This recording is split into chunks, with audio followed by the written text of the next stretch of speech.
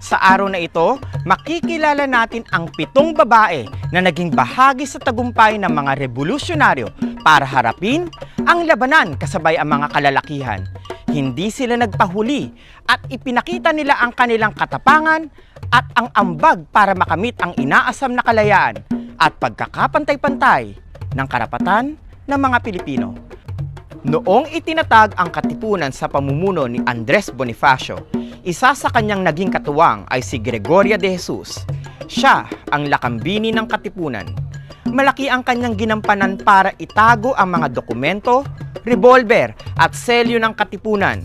Tuwing magsisiyasat ang mga Guardia Civil, handa niyang kunin ang mga ito upang itakas. Kung kinakailangan abutin siya ng gabi sa daan, ay kanyang gagawin para mapangalagaan ang lihim ng katipunan. Nakatira sa kanila si Emilio Jacinto, kaya't maraming dokumento ng katipunan ang kailangan niyang ingatan. Kilalanin naman natin ang isang babae na nakipagsabayan sa mga kalalakihan sa labanan. Ang mga babae sa panahon ng mga Espanyol ay tinuruang maging mahinhin at magpasakop sa mga kalalakihan. Ngunit, naiiba si Trinidad Tecson. Sa mura niyang edad ay tinuruan siya sa paggamit ng eskrima. Ito ang dahilan kaya marunong at maalam siya sa pakikipaglaban. Wala siyang takot at kaya niyang ipagtanggol ang kanyang sarili. Noong sumali siya sa katipunan kasama ang kanyang unang asawa na si Sinforoso Desiderio noong 1895, ipinakita niya ang kanyang husay sa labanan. Mataas ang respeto sa kanya ng mga kasapi ng katipunan. Pagsiklab ng himagsikan, sinasabing kasama siya sa hukbo ni General Mariano Llanera sa pagpapalaya sa San Miguel, Bulacan. Siya ang nangasiwa sa bahay para sa mga may sakit at sugatan sa biyak na bato. Dahil dito, tinawag siyang ina ng biyak na bato. Sa sobrang husay ni Trinidad Tecson sa labanan, binigyan siya ng ranggong Teniente General. Hindi lamang siya nakipaglaban, siya rin ay gumamot ng mga sugatan at may sakit na katipunero. Binansagan siyang ina ng krus na pula para sa kanyang paglilingkod kasama ng mga katipunero. Sa isla ng Panay, may isang babae na nagpakitang gilas sa kanyang pakikipaglaban. Mahusay siyang sumakay sa kabayo, asintado sa pagbaril, at namuno sa grupo ng mga gerilya laban sa mga Espanyol at Amerikano. Siya si Teresa Magbanua, isang guro, isang may bahay, isang bayani. Kinilala siya sa tawag na Nay Isa. Tubong Iloilo si Teresa Magbanua at maging sa panahon ng mga pananakop ng mga Hapones ay patuloy siyang sumuporta sa laban sa pamamagitan ng pagbibigay tulong pinansyal. Dahil dito, siya ang tinaguriang Visayan Joan of Arc.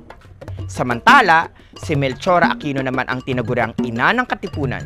Pinatuloy niya sa kanyang kamalig ang mga sugatang katipunero at ginamot ang may sakit. Pinakain din niya ang mga ito. Isa siya sa mga Pilipinong ipinatapon sa Guam dahil sa pagtulong sa mga revolusyonaryo. Hindi naging hadlang ang kanyang edad para tulungan ang mga nangangailangan. Ang ating pambansang bayani na si Dr. Jose P. Rizal ay may mga kamag-anak na babaeng naging kabahagi ng Rebolusyong Pilipino. Si Josefa Rizal na kanyang kapatid ay isa ring miyembro ng katipunan. Gaya ni Gregoria de Jesus, isa siya sa nagtago ng mga mahahalagang dokumento ng katipunan. Si Marina Dizon Santiago naman ang kauna-unahang babaeng katipunero. Nadiskubre niya na ang kanyang ama ay miyembro ng lihim na samahan. Nanguna siya sa proyektong pinansyal at humimok ng maraming kababaihan na maging kasapi nito.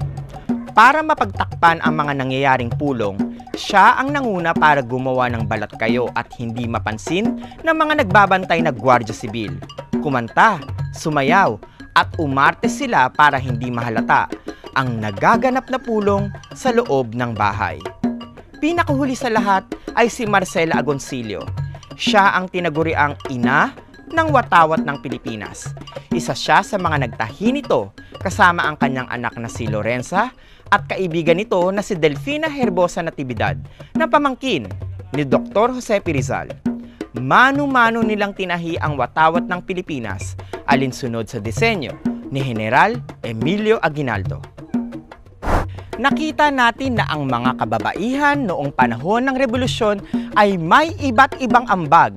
Nandyan ang pakikipaglaban kasabay ng mga kalalakihan, paggamot sa may sakit, at pagkalinga sa mga sugatan. Pagtatago ng mga mahalagang dokumento at pag-eengganyo sa mga bagong kasapi ng katipunan. Ano man ang mga ito, malaki man o maliit, delikado o hindi, isa lang ang sigurado, kahanga-hanga ang mga babae sa ating kasaysayan.